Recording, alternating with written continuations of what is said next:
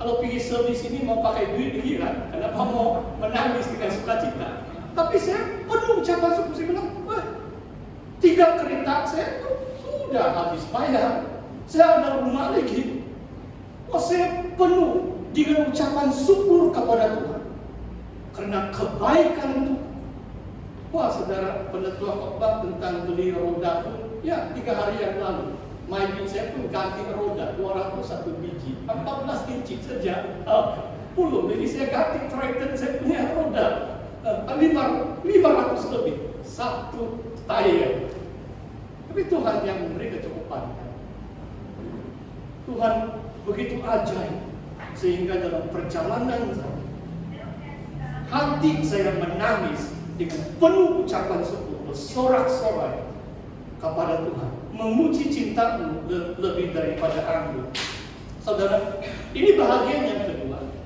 Dari ayat 5 dan ayat 6 itu adalah bahagian yang kedua. Dalam 8 ayat ini ada 3 bahagian. Yang pertama, waktu dia baru jatuh cinta dengan raja di istana Salomo. Yang kedua, dia rasa ada satu kerendahan diri. Memang hitam aku. Kenapa kulit dia hitam? Sebab dia disuruh oleh abang-abangnya untuk menjaga kebun anggur. Dia terpaksa kerja waktu matahari terik, sehingga mungkin kena bakar matahari dan kulit dia menjadi hitam. Dia lihat dalam Kidung Agung pun ada 60 permaisuri dan 80 gundik, 60 queens and 80 concubines. Waktu itu mungkin Salomo baru dalam 5 tahun atau 10 tahun dalam pemerintahannya. Dia sudah mengawini 140 wanita. Luar biasa. Jangan itu Salomo, perjanjian lama. Dan mungkin wanita ini, gadis ini, dia rasa rendah diri. Aku hitam, tetapi cantik. Luar biasa. Dia ada keyakinan diri juga. Saya rasa ayat ini bagi saya rasa sangat diberkati. Setiap kita hitam, sebab kita orang berdosa. Tetapi di mata Tuhan kita adalah cantik, sebab Dia yang mati, Dia yang menyucikan dosa kita. Dia membuat kita cantik, meskipun kita hitam sebenarnya. Kita dinodai oleh dunia, kita jatuh dalam dosa, tetapi Tuhan menjadikan kita cantik di hadapan-Nya. Inilah keyakinan kita. Dengan kerendahan hati datang kepada Tuhan, mengaku dosa kita. Tetapi dengan keyakinan iman bahwa kita adalah cantik, jelita di hadapan Tuhan. Tuhan memandang kita indah, sebab Dia yang membenarkan kita. Dia yang mati dan bangkit untuk menyelamatkan kita. Jangan kamu perhatikan bahwa aku hitam, karena terik matahari membakar aku. Putra-putra ibuku marah kepadaku. Aku dijadikan mereka penjaga kebun-kebun anggur. Kebun anggurku sendiri tak kujaga. Saudara, sebenarnya dalam Kidung Agung ini banyak ini simbol, termasuk kebun anggur. Lambang ini, kebun anggur ini adalah kehidupan gadis ini. Kadang-kadang ada beberapa perintah dalam penafsiran Kidung Agung ini. Kebun anggur ini melambangkan secara harfiah memang dia memiliki kebun anggur dan dia menjaga kebun anggur keluarganya sehingga dibakar matahari menjadi hitam. Tetapi secara simboliknya kebun anggur itu adalah melambangkan kehidupannya, khususnya kehidupannya secara rohani di hadapan Tuhan. Saudara, saya ingat juga khotbah saya yang pertama. Memang bukan secara eksposisi. Saya pernah khotbah ayat ini bulan Maret di MTS Melangkah tahun 95. Waktu saya lihat pelajar-pelajar, siswa-siswi bakal pastor-pastor kita dalam SIP. Waktu itu setelah beberapa bulan belajar, saya rasa mereka sudah kurang semangat. Coba kamu lihat, gadis ini komplain, dia nikah, dia rasa lelah karena menjaga kebun anggur orang lain. Siswa-siswi di sekolah kita kalau di MTs Melangkap, saudara, wah itu pengalaman. Syukurlah sekarang kita sudah modern sedikit. Dulu di Melangkap waktu saya berada di situ, tidak ada lampu elektrik, tidak ada bakalan elektrik. Jadi pelajar itu mereka cari kayu api. Ada juga tong gas, cuma supaya jimat, sebab keuangan pun terhad. Jadi mereka sepanjang minggu ada satu pondok penuh itu kayu untuk dijadikan kayu api.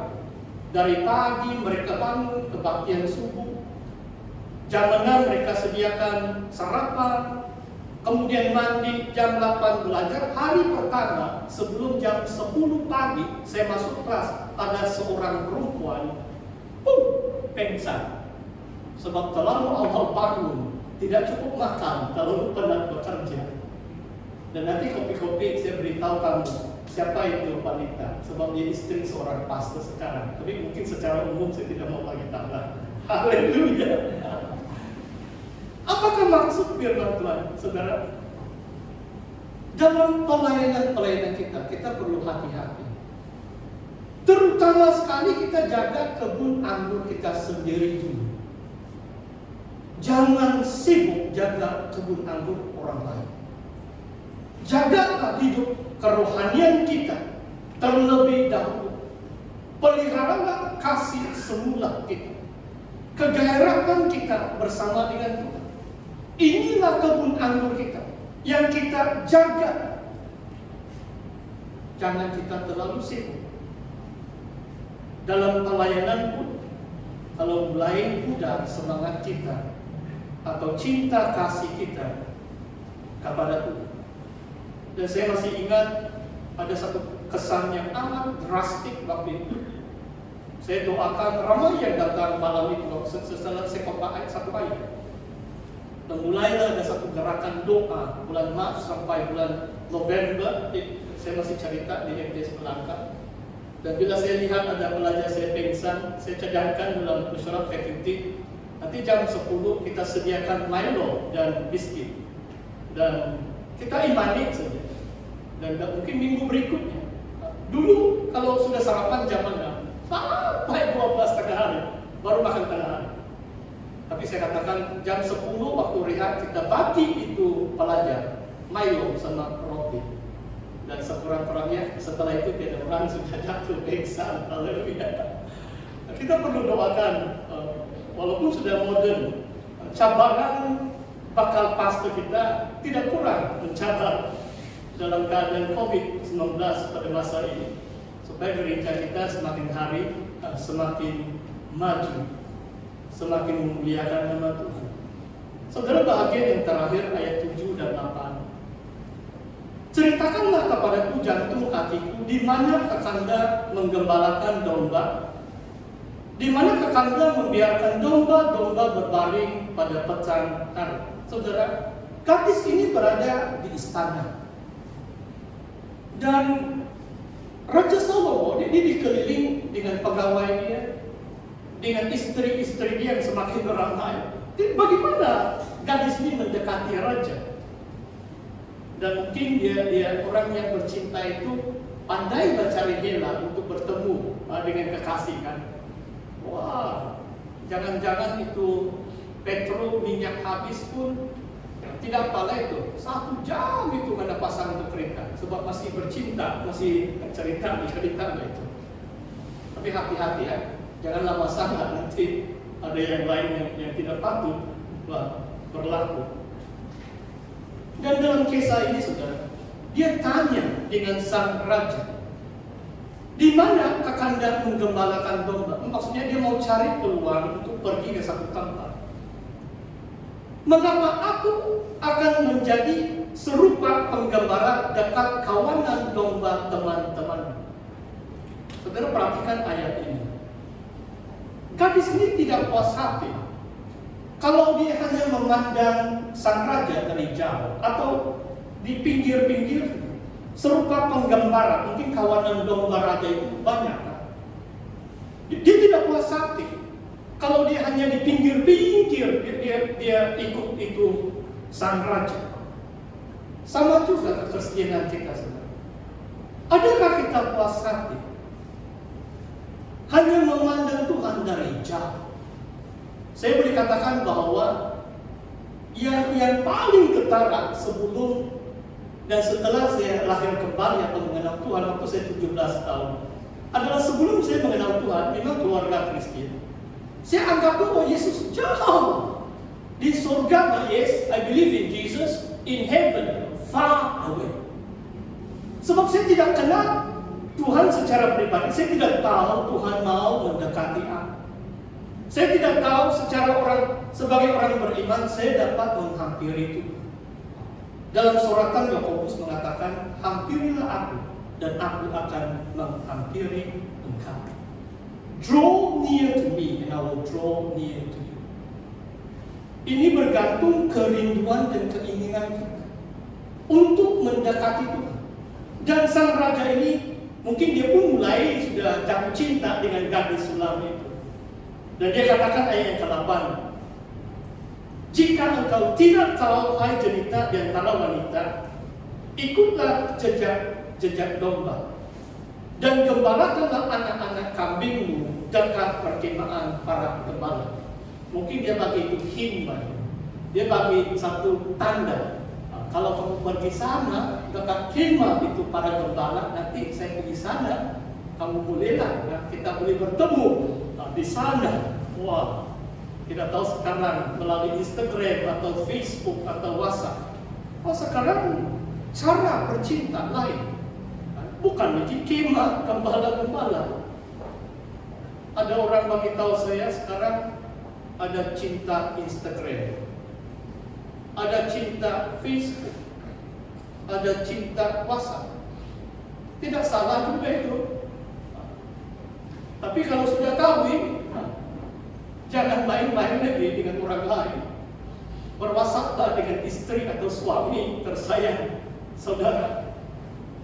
Jangan main-main, sebab terlalu mudah untuk tergoda dan jatuh ke dalam dosa dalam era atau zaman modern seperti sekarang. Dahulu gadis ini perlu pergi ke kemah gembala untuk menemukan buah jantung atau buah hati sang raja itu. Saudara, mungkin yang terakhir di sini adalah apakah maksudnya menggembalakan anak-anak kambing?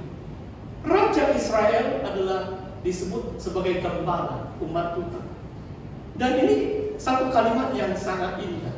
Dalam kitab Perjanjian Lama, dalam 3 kisah, Musa, Yakub, dan Ishak, tapi Ishak tidak pergi, itu adalah hamba Abraham yang pergi mencari istri. Tapi dalam 3 kisah ini, si wanita itu adalah gembala kambing. Rebeka, Ribka, istri kepada Ishak.